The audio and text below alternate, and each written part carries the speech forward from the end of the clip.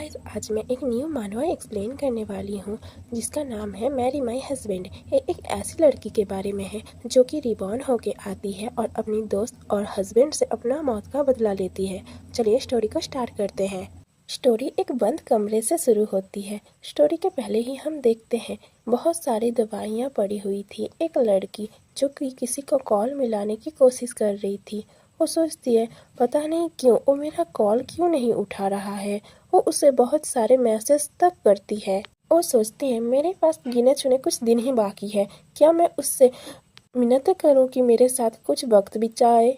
फिर scene change होता है और हम दो नर्स को देखते हैं। एक नर्स कहती है कमरा नंबर 201 का मरीज कैसा है। दूसरी नर्स कहती है हालत अच्छी नहीं है, डॉक्टर ने कहा है वो और कुछ दिन ही जिएगी। मुझे उसके लिए अच्छा नहीं लग रहा है, वो बहुत ज्यादा छोटी है। लेकिन वो जब से हॉस्पिटल में भर्ती हुई है तब से मैंने उसके पति को नहीं देखा, चलो उसका अच्छे से ख्याल रखते हैं। फिर नर्स उसके कमरे की तरफ जाती है और नर्स दरवाजे नॉक करते हुए कहती है मिस कांग, आपके दवाई का वक्त हो गया है। नर्स दरवाजे के अंदर आती है और देखती है वहाँ पर पेशेंट नहीं है। नर्स कहती है वो कहाँ गई। फिर सीन चेंज होता है। फिर हम उस लड़की को फिर से देखते हैं। वो सोचती है मुझे इन फूलों से जलन हो रही है, जब मैं कैंसर से पड़ी थी बिस्तर में तब एक सुंदर से खिल गए और बड़े हो गए। वो पेड़ से गिरने के बाद भी कितनी खूबसूरत लगती है। तभी टैक्सी आ जाती है और वो टैक्सी के अंदर जाके बैठती है। टैक्सी का ड्राइवर कहता है मैम आप बहुत ज्यादा बीमार लग रही हैं, आप बहुत जल्दी ठीक हो जाएंगी, बसंत ऋतु आ चुकी है।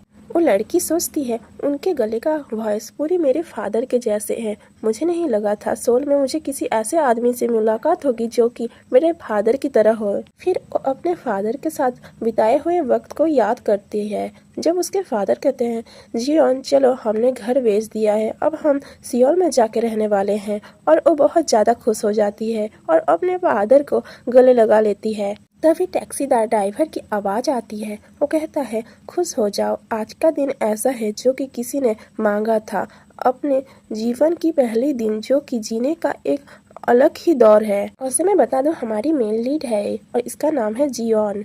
जियोन कहती है मुझे नहीं लगता कि मैं कल का इंतजार करूंगी, मैं आज का दिन ही ठीक से जी नहीं पा रही हूँ और मुझे नहीं लगता मेरे साथ कल कुछ अच्छा होगा। और ड्राइवर कहता है आपका मतलब क्या है, आपको हमेशा अच्छी चीजों के बारे में ही सोचना चाहिए।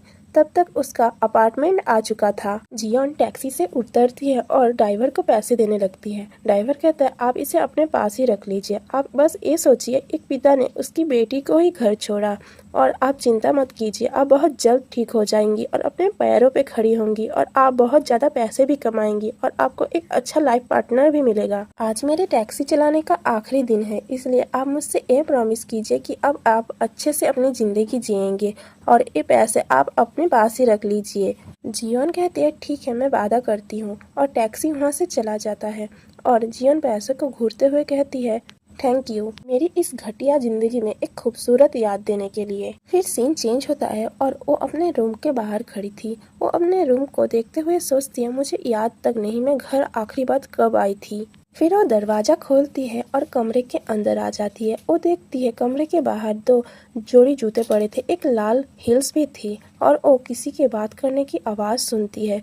कोई लड़की कह रही थी उसके मरने के बाद उसके सारे पैसे हमारे होंगे और हम यहाँ से दूर कहीं चले जाएंगे। जियोन सोचती है वो यहाँ पर क्या कर रही है, क्या वो वही है जो मैं सोच रही हूँ। वो अपने कांपते पैरों से कमरे की तरफ बढ़ रही थी। उसने कमरे का दरवाजा थोड़ा सा खुला और वो उन दोनों को बात करते हुए सुन लेती है। वो लड़की कहती है मैं पता नहीं कितने पैसे मिलने वाले हैं, क्या हम उन पैसों से नया अपार्टमेंट खरीद सकते हैं। वो लड़का कहता है लगभग 500 मिलियन वॉन मिलेंगे। वो लड़की कहती है क्या सच में इतने ज्यादा पैसे मिलेंगे हमें, तो हम अपने लिए नया अपार्टमेंट जरूर खरीद सकेंगे। पता है उसके फादर की भी कैंसर से ही मौत हुई थी। मुझे वो लड़का कहता है उसे लगातार पेट दर्द की प्रॉब्लम हो रही थी, इसलिए मैंने पहले ही उसके नाम का बीमा कर लिया था। वो लड़की कहती है तो फिर क्या तुम मुझे एक हैंडबैग खरीद दोगे। वो लड़का कहते हैं हाँ, बट मैंने तुम्हें पिछले महीने ही एक खरीद के दिया था। तभी जिनवान दरवाजा खोल के कमरे के अंदर आ जाती है और वो दोनों जिनवान को देखते हुए बहुत ज्यादा घबरा जाते हैं। वो लड़का कहता है हनी तुम यहाँ क्या कर रही हो। वो लड़की कहती है जिनवान तुम गलत समझ रही हो। वो लड़का बेड पे से कूद के उतरता है और कहता है सुनो तुम मेरी बात, ऐसा कुछ भी नहीं है, मेरी बात सुनने की कोशिश करो। वो लड़की कहती है हाँ हाँ हमारी बात तो सुनो। जिनवान गाली देते हुए कहती है, तुमने क्या सोचा, तुम जो भी करोगी और मैं तुम्हारी बातें सुन लूंगी। मैं यहाँ से जा रही हूँ और मैं कंपनी को तुम लोगों के बारे में बता दूंगी और सबके सामने तुम्हारी फोटो भी छोड़ दूंगी और तुम्हारे फैमिली को भी बताऊंगी। मैं तुम्हें अपने बीमा का पैसा लेने नहीं दे सकती। वो लड़की बेड से उतर के कहती है, जिनहुआन मेरी बात तो सुनो, तुम गलत समझ रही हो और हम तो दोस्त हैं, है ना। जिनहुआन उसके हाथ को झटकते हुए कहती है, क्या तुम्हें पछतावा है कि तुम्हारे कंपनी के लोग और परिवार वाले क्या सोचेंगे। वो लड़की नीचे बैठ जाती है और रोते हुए कहती है, हाँ मुझे पछतावा है, इससे क्या फर्क पड़ता है, तुम तो ऐसे भी मरने वाली हो और मेरी तो पूरी जिंदगी पड़ी है, तुम मेरी जिंदगी बर्बाद नहीं कर सकती। जिनहुआन उसे पकड़ लेती है। वो कहती है, चुप हो जाओ, मैं तुम्हें आज मार डालूंगी। तभी वो लड़का उन दोनों को अलग करने लगता है और वो उसे एक थप्पड़ मार देता है। जिनहुआन कहती है, क्या क्या तुमने अभी मुझे थप्पड़ मारा। मिनहुआन कहता है, हाँ क्योंकि तुमने अभी अभी सुमन को इतनी जोर से पटक दिया और तुम तो कुछ दिनों में मरने ही वाली हो, तो क्या हुआ, और अगर हमने ऐसा कुछ किया तो तुम यहाँ से बाहर चली जाओ। जिनवान कहती है, ये सब किसकी गलती है, ये सब तुम्हारे और तुम्हारे फैमिली की वजह से ही हुआ है, ये सब तुम्हारी वजह से ही हुआ है, तुम्हारी फैमिली की वजह से मेरे सारे पैसे उड़ गए, यहाँ तक तुमने अपने शेयर्स में भी मेरे सारे पैसे उड़ा दिए। अगर मैं समय से पहले हॉस्पिटल चली जाती तो मैं बच जाती। तुम मेरे हत्यारे हो, मैं तुम सबको अपने साथ ले जाऊंगी, तुम और तुम्हारे फैमिली सबको। मैं चुपचाप बाहर नहीं जाने वाली। और तभी मिनहुआन उसे और जोर से थप्पड़ मारता है और उसका सर जाके एक डेस्क पे टकराता है। डेस्क पर टकराने की वजह से उसके सर से बहुत ज्यादा खून निकलने लगता है और वो दर्द से चीखने लगती है और वो दोनों घबरा जाते हैं क्योंकि इतना ज्यादा खून हर कमरे में फैल चुका था। जिनहुआन अपनी आखिरी सांसें गिनते हुए आंखें धीरे धीरे बंद कर रही थी। फिर हम उसके हाई स्कूल वाले दिन को देखते हैं जब कोई जिनहुआन को बुलाता है, जिनहुआन जिनहुआन, और वो और कोई नहीं उसके फादर होते हैं। उसके फादर कहते हैं, जिनहुआन क्या तुम मुझसे एक प्रॉमिस कर सकती हो। जिनहुआन कहती है, हाँ पापा कहिए। उसके फादर कहते हैं, अगर तुम मुझसे प्रॉमिस करोगी तो फादर तुम्हें एक गिफ्ट देंगे। जिनवान कहती है, हाँ ठीक है। उसके फादर कहते हैं, तो तुम मुझसे वादा करो तुम अच्छे से रहोगी। जिनवान कहती है, हाँ, और उसके फादर धीरे धीरे गायब होने लगते हैं। जिनवान बड़बड़ाने लगती है, डैड डैड। तभी जिनवान को कोई बुलाता है। तभी हम एक लेडी को देखते हैं जो कि कहती है, तुम कल रात घर कब गई थी, तुम बहुत ज्यादा थकी हुई लग रही हो, क्या तुम ठीक हो जीवन। वो लेडी मुस्कुराते हुए कहती है, मैंने तुमसे पहले कहा था आराम करो। जीवन उठती है और वो सोचती है, मैंने 10 साल पहले ही अपनी नौकरी छोड़ दी थी, तो फिर ये क्या है।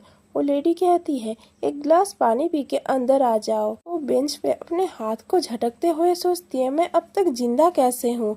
और वो मिरर में अपने चेहरे को घूरती रहती है, और मैं अपने बचपन की तरह क्यों दिख रही हूँ, मैं यहाँ क्या कर रही हूँ, मिनहुआन ने मुझे मार डाला था। तभी उसके फोन का बीप बीप साउंड सुनाई देता है। वो अपने फोन को देखती है और कहती है, ये तो मेरा पुराना फोन है। वो फोन पे मिनहुआन के साथ फोटो को देखती है और सोचती है, ये तो 10 साल पहले की फोटो है। सोचती है, एक घटिया जिंदगी जीने के बाद मेरे हस्बैंड और मेरी सबसे अच्छी दोस्त ने ही मुझे मार डाला और मैं फिर से 10 साल पहले आ गई। वो अपने ग्लासेस को उतारते हुए सोचती है, क्या मैं अभी सपना देख रही हूँ, पर ये कैसे हो सकता है, क्या ये मेरी जिंदगी का आखिरी पल है जो कि मेरे आंखों के सामने से गुजर रहा है। लेकिन ऐसा क्यों है, 10 साल पहले क्या ये व्यू मुझे क्यों दिख रहा है। अभी जिनवान के पीछे कोई लड़का आ जाता है और वो उसे बुलाने लगता है। वो घबरा जाती है। वो सोचती है, मिनहुआन। जिनवान सोचते है, ओ मेरे सपने पे क्या कर रहा है। तभी जिनवान कहता है, तुम अपने डेस्क पे नहीं थी, इसलिए मैं सोच रहा था तुम कहाँ गई, इसलिए मैं तुमसे मिलने आ गया। आखिर तुम वहाँ पर खड़ी होके क्या कर रही हो, ऐसे क्या चल रहा है, तुम अपने डेस्क पे क्यों नहीं हो और तुम्हारा चेहरा ऐसे पीला क्यों पड़ गया है, शायद तुम्हें जल्दी घर चले जाना चाहिए। फिर वो अपने पास्ट के बारे में याद करती है, जब मिनहुआन उसे बुरी बुरी बातें कह रहा था, अगर तुम्हें मरना ही है तो अभी मर जाओ, मेरी जिंदगी क्यों खराब कर रहे हो। जीवन बड़ाने लगती है, पाखंडी कहीं का। तभी मिनहुआन कहता है, क्या हुआ जीवन, क्या तुम्हारी तबीयत अच्छी नहीं है, क्या मैं तुम्हारे लिए एक खरीद के लाऊं। मिनहुआन उसके हाथ को पकड़ के कहता है, आज तुम ऐसा क्यों कर रही हो, जीवन घबराते हुए कहती है, मुझसे बात मत करो, मेरी तरफ देखो भी मत, दूर चले जाओ। तभी एक लड़की आ जाती है। वो कहती है, क्या हो रहा है? मुझे अंदर से चिल्लाने की आवाज आ रही थी, इसलिए मैं यहाँ पर आ गई। फिर उसे अपने पास्ट के बारे में याद आता है, जब सुमन ने कहा था कि तुम तो ऐसे भी मरने वाली हो, अगर हमने तुम्हारे साथ धोखा किया तो इसमें क्या बड़ी बात है। जियोन घबराते हुए सोचते हैं, मेरे मरने के बाद भी ये दोनों मेरा पीछा करते रहेंगे। फिर वो कहती है, तुम पागल हो। सुमन कहती है, क्या? अभी तुमने क्या कहा? जीवन सोचती है, मैं उसे मार डालना चाहती हूँ क्योंकि मैंने पास्ट वाला अभी उसका चेहरा देखा। तभी उसकी एक कलीग आ जाती है, उसे बुलाती है, जीवन तुम्हारी आवाज बाहर तक आ रही है, आज तुम्हें क्या हुआ है? क्या तुम आज ठीक हो? हमें जीवन बताती है कि ये है असिस्टेंट मैनेजर जो कि जीवन से कहती है, मेन मैनेजर तुम्हें बुला रहे हैं, जल्दी से चलो। जीवन सोचती है, मैं कहाँ हूँ, मुझे मरने क्यों नहीं दे रहे हो तुम लोग। फिर वो अपने आसपास देखती है, ये तो यूएनके का ऑफिस है और वो यहाँ क्यों है, वो यही सोच रही थी। फिर वो अपने पास्ट को याद करती है, जब कोई आदमी कह रहा था कांग जियोन, जिसे मैं बिल्कुल भी याद नहीं करता।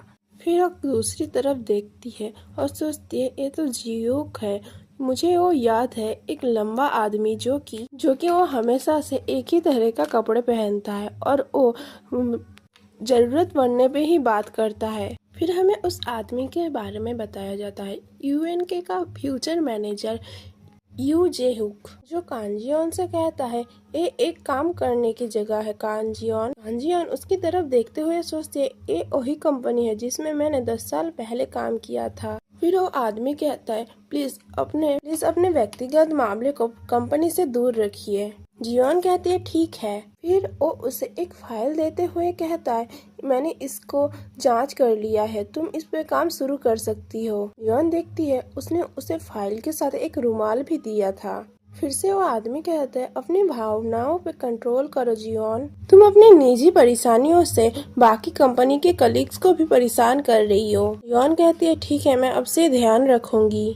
और फिर वो सोचते हैं, मुझे लगता है ये एक सपना है, और वो अलग ध्यान में चलते हुए गिर जाती है। फिर वो आदमी आके जियोन को पकड़ लेता है। जियोन सोचते, अगर ये सपना होता तो ये सच नहीं होता। वो आदमी जियोन से कहता है, क्या तुम ठीक हो? मुझे लग रहा है तुम्हारी तबीयत बहुत ज्यादा खराब है। मैंने कभी हिट मैनेजर को इतना ज्यादा काम करते हुए नहीं देखा। जियोन वहाँ से भागते हुए चली जाती है। वो आदमी उसे जाते हुए देख रहा था। जियोन फाइल को पटकते हुए सोचती है, मुझे जल्दी से यहाँ से निकलना पड़ेगा, मैं यहाँ पर दोबारा जिंदगी जीना नहीं चाहती। वो लिफ्ट की तरफ जाते हुए सोचती है, मैं दोबारा जिंदगी में वापस क्यों आई हूँ। वो कंपनी से बाहर निकालते हुए अपने आप से ही सवालें पूछे जा रही थी और उसे कुछ समझ नहीं आ रहा था, अभी अभी उसके साथ वो सब क्या हो रहा था। तभी लिफ्ट का दरवाजा खुलता है और एक आदमी और एक औरत खड़ी थी। जीवन कहती है, माफ करना। वो आदमी कहता है, क्या तुम बहुत ज्यादा सैड हो? तभी जियोन लड़खड़ाते हुए गिर जाती है। वो आदमी कहता है, तुम ठीक तो हो ना? जियोन कहती है, हाँ, और वो लड़खड़ाते हुए वहाँ से भाग जाती है। वो भागते हुए सोचती है, मैं यहाँ पर क्यों वापस आ गई, मैं मरने भी नहीं ठीक से पा रही हूँ। फिर वो कंपनी के बाहर एक पेड़ को देखती है। वो सोचते, यहाँ पर भी स्प्रिंग का फेस्टिवल आ गया है, पर एक क्यों है। फिर वो अपने पॉकेट पे हाथ देती है। वो अपना फोन बाहर निकालती है और देखती है किसी ने उसे मैसेज किया है और वो उसका नाम पढ़ती है, पाक मिन हुआन, और वो उसका बॉयफ्रेंड होता है।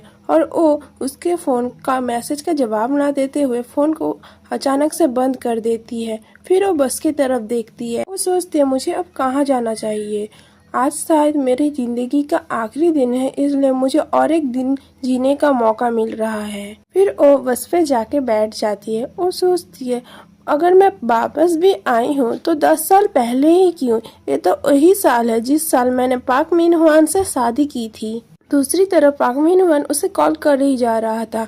वो फोन की तरफ देखती है और सोचती है, वो मुझे कॉल क्यों किए जा रहा है। फिर वो घबराते हुए कॉल को रिसीव करती है। दूसरी तरफ से आवाज आती है, कांजियोन, मैंने जरूरी दस्तावेज असिस्टेंट मैनेजर को दे दिया है, तुम कंपनी में वापस आने के बाद थोड़ा सा उसे जांच कर लेना। कांजियोन कहती है, ठीक है, मैं कल इसे देख लूंगी।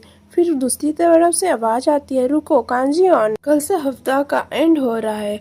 यॉन कहती है, सॉरी मैं तो भूल गई थी। फिर वो फोन काट देती है और वो सोचती है, क्या कल भी मैं यहाँ पर वापस आ पाऊंगी। फिर वो फोन को अपने पॉकेट में रखती है और तभी उसे महसूस होता है कि उसके पॉकेट में कुछ तो है और वो उस चीज को बाहर निकालती है और देखती है।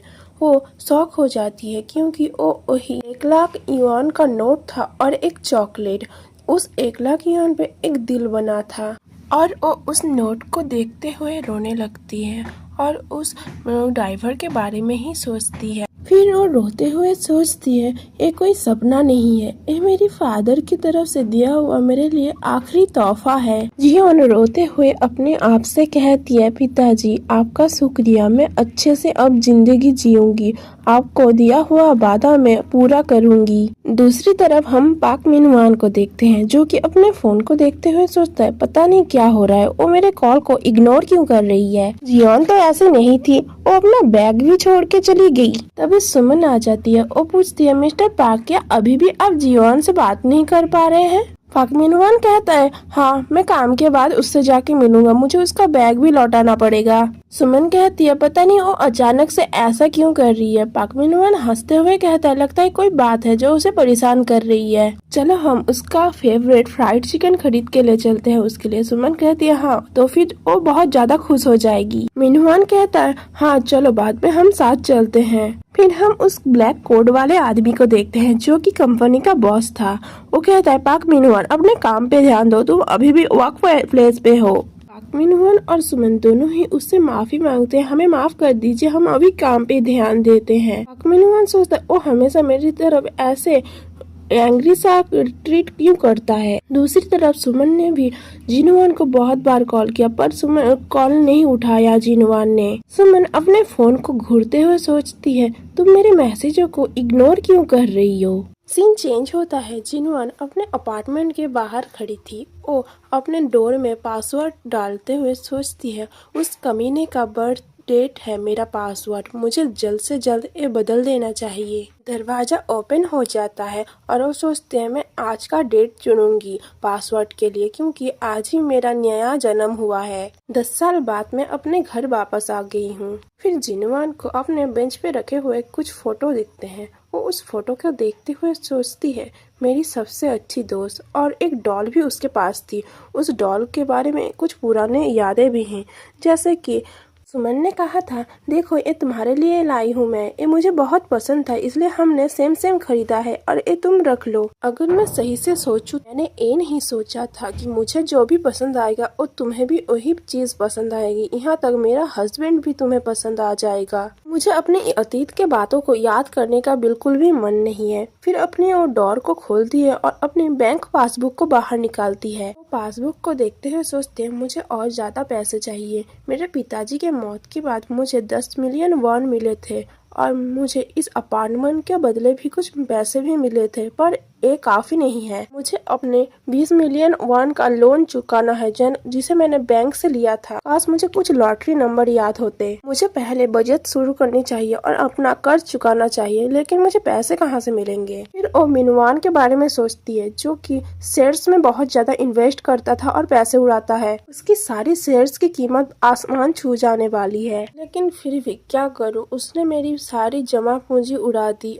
और मेरे नौकरी से निकालने के बाद जो पैसे बचे थे वो भी शेयर्स में लगा दे और लोन भी ले लिया। फिर जियान अपने फोन की तरफ देखती है, उसमें एक नोटिफिकेशन आता है। फिर वो अपने फोन को खोल के देखती है, वहाँ पर मिनवान ने मैसेज किया था। उसने लिखा था, जियान क्या कर रही हो, हम कुछ देर बाद आ रहे हैं, मैंने तुम्हारे लिए फ्राइड चिकन खरीदा है रात के डिनर के लिए। जियान मैसेज को देखते हुए सोचती है, क्या फ्राइड चिकन, लेकिन उसे तो फ्राइड चिकन बिल्कुल भी नहीं पसंद है।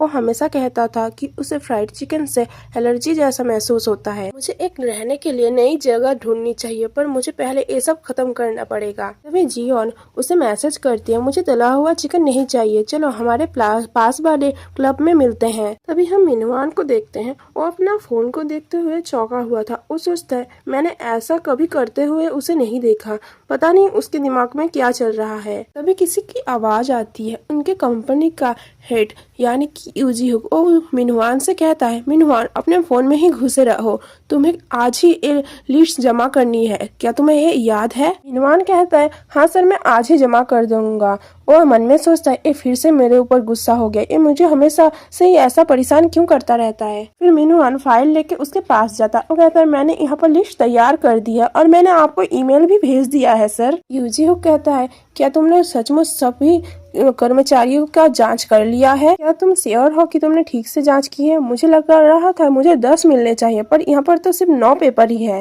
मिनहुआन कहता है, ठीक है सर, मैं फिर से जांच करूंगा और फिर से आपके लिए नया बना के लाता हूँ। मिनहुआन मन में सोचता है, उफ, मैं आखिरी वाला जोड़ना ही भूल गया। यूजी हुक कहता है, मैं तुम्हारा टीचर नहीं हूँ कि तुम्हारे गलतियों का ध्यान रखूं, इसलिए आगे से ध्यान रखना। फाइल को जल्दी से अपडेट करो और जितना जल्दी हो सके मुझे आके दिखाओ। मिनहुआन अपने मन में सोचता है, पता नहीं उससे मुझसे क्या दुश्मनी है, वो मुझसे ये सब काम क्यों करवा रहा है। हम लगभग एक ही उम्र के हैं, पर उसे अपने जानकारों के वजह से कंपनी प्रमुख का पद मिल गया है। तभी हम सुमन को देखते हैं, वो एक छोटा सा नोट लाती है और मिनहुआन को देती है। मिनहुआन उस नोट को पढ़ता है। उस नोट पे लिखा था, मिस्टर पार्क खुश हो जाइए, आज रात को हम दोनों फ्राइड चिकन और बियर खाने वाले हैं। मिनहुआन सोचता है, सुमन हमेशा से ही मुझे खुश करने की कोशिश करती है, वो बहुत ज्यादा प्यारी और खूबसूरत है। फिर वो भी उसे एक नोट लिख के देता है। उस नोट पे लिखा था, जियोन भी काम के बाद क्लब में मिलने वाली है हमसे। सुमन हाथ दिखाते हुए कहती है, ठीक है, और वो सोचती है, पर उसने मेरे किसी भी मैसेज का जवाब क्यों नहीं दिया। पाक मिनहुआन सोचता है, मुझे नीचे जाके अपनी कार को साफ करना चाहिए। जीवोन को पहले से पता है मैं कैसा हूँ, पर मैं सुमन को गंदी गाड़ी में नहीं बैठा सकता। सही से सोचूं तो अगर इस जगह जीवोन होती तो वो मुझे बिल्कुल भी खुश नहीं करती।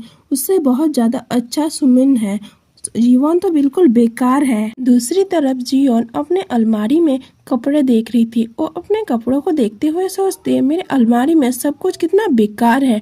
मैंने उस समय क्या कपड़े पहने थे? क्या मैंने उस टाइम पे मेकअप किया था? पर मेरी स्किन अभी कितनी अच्छी है। मुझे याद है मैं अपने समय समय पे बालों को संवारती थी। आज रात हम दोनों आखिरी बार एक साथ खाना खाएंगे। मैं इस हालत में बाहर नहीं जा सकती। वो स्ट्रेटनर की तरफ देखती है और सोचती है, मैंने बहुत टाइम से स्ट्रेटनर को यूज नहीं किया, और स्ट्रेटनर का प्लग वो बोर्ड पे लगाती है। फिर फोन में एक मैसेज का आवाज आती है। जीवन सोचती है, मुझे आज भी याद है, उस दिन भी वसंत ऋतु था और हवाएं चल रही थी। उस दिन भी मैंने अपना हेयर स्ट्रेटनर चालू किया था। मैंने अपने फोन को जमीन से उठाने की कोशिश की, जिससे मैं अपने फोन में आए हुए मैसेज को देख सकूं। मेरा फोन पूरी तरह से तारों में उलझ गया था और हेयर स्ट्रेटनर मेरे हाथों के ऊपर गिर गया, जिससे मेरे हाथ पे जलने का निशान हो गया था। फिर वो अपने कलाई को देखती है, उस पे कोई भी निशान नहीं है। वो सोचती है, मैं अपने भविष्य को बदल सकती हूँ। तभी वो अपने फोन में मिनहुआन का मैसेज देखती है। मिनहुआन ने लिखा था, मैं आ रहा हूँ और मैं तुम्हारे लिए एक गिफ्ट भी ला रहा हूँ। मुझे इस मैसेज को देख के कुछ पुरानी यादें आ रही है। सुमन भी आएगी उसके साथ और मेरा सरप्राइज गिफ्ट वही रहेगी। वो दोनों एक साथ इतनी जल्दी घुल में गए थे कि मुझे पता ही नहीं चला कि वो दोनों इतने करीब कब आ गए। मुझे अभी अभी एक सोच आई है कि मैं तुमसे अपना बदला कैसे ले पाऊंगी। जिस प्यार के वजह से तुमने मुझे बर्बाद कर दिया, अब मैं तुम्हें वही प्यार लौटाऊंगी। तुम दोनों अपने आप से ही सोचो कि मैं तुमसे कैसे बदला लेने वाली हूँ। दूसरी तरफ मिनहुआन और सुमन दोनों कार में हंसते हुए आ रहे थे और जियोन अपने फोन को देखते हुए बहुत ज्यादा सोच में डूबी थी कि कैसे वो बदला लेगी। हमारा 3 एपिसोड यहाँ खत्म होता है। नेक्स्ट एपिसोड्स के लिए कमेंट कर देना।